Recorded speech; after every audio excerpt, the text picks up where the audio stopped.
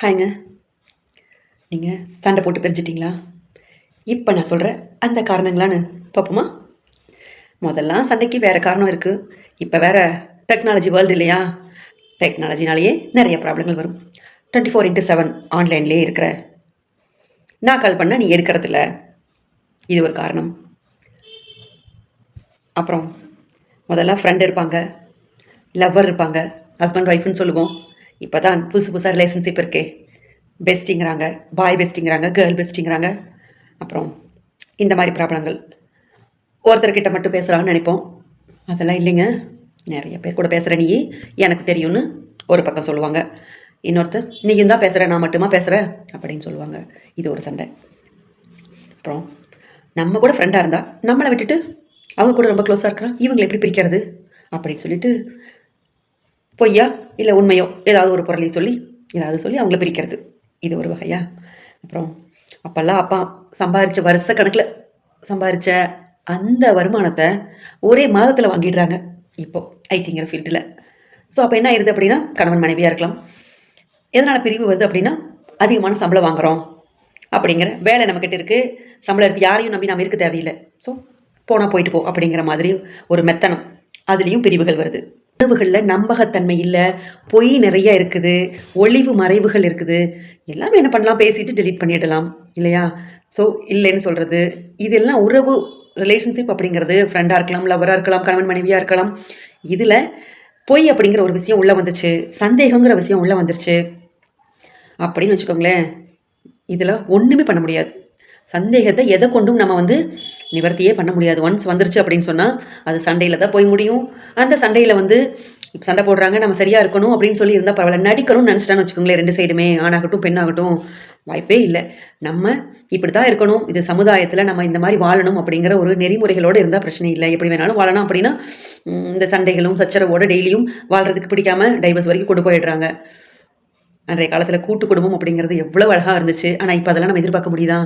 தனி குடித்தனமே வச்சாலுமே இவ்வளோ பிரச்சனைகள் இருக்குது. அதுக்கான காரணம் புரிதல் அப்படிங்கிறது இல்லாமல் போனது தான். நீ பெரியவனா, நான் பெரியவளா அப்படிங்கிற அந்த போட்டி மனப்பான்மை நிறைய இடத்துல எல்லா இடத்தையும் இருக்குது.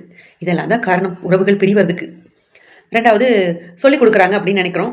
யார் சொல்லிக் கொடுத்தாலும் நம்ம ஸ்ட்ராங்காக இருந்தால் யாரையும் நம்மளை பிரிக்க முடியாது.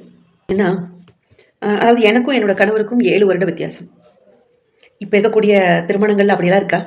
கிடையவே கிடையாது. 2 பேருக்கு ஈக்குவல் வயசாக இருக்குது.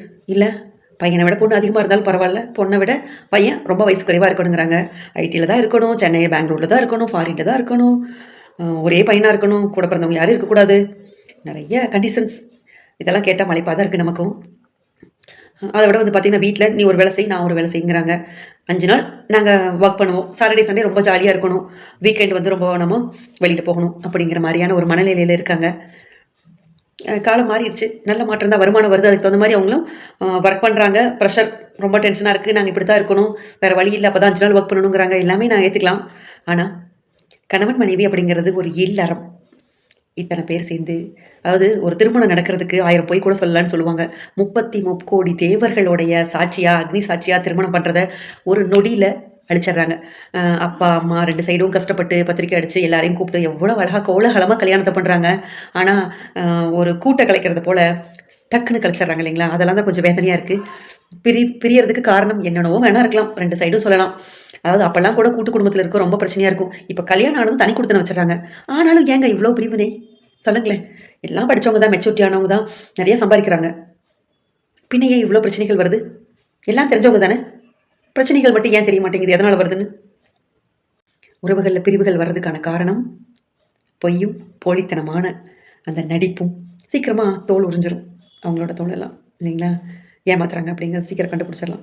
நம்ம கூடயும் பேசிட்டு நிறைய பேர் கூட பேசுகிறவங்களை கண்டுபிடிக்க முடியாத என்ன? கண்டுபிடிச்சிடலாம். ஸோ இந்த மாதிரியான காரணங்கள்னால தான் பிரிவுகள் எல்லாம் வருது. எந்த ஒரு ரிலேஷன்ஷிப்பாக இருந்தாலும் நம்ம கூட இவங்க லைஃப் டைமுக்கு வருவாங்கன்னு யாரையுமே சொல்ல முடியாது. ஆனால் இருக்கிற வரைக்கும் உண்மையாக இருக்கணும் இல்லையா? இங்கே ஒன்று பேசிட்டு வெளியில் போய் வேறு மாதிரி பேசினா தெரியாதா? உலக உருண்டை. இங்கே சொல்லலினாலும் யார்கிட்ட சொல்கிறாங்களோ அவங்க சொல்லிடுவாங்கள்ல, அதுதான். ஸோ அப்படி நிறைய பேர் மாட்டியிருப்பாங்க இல்லைங்களா?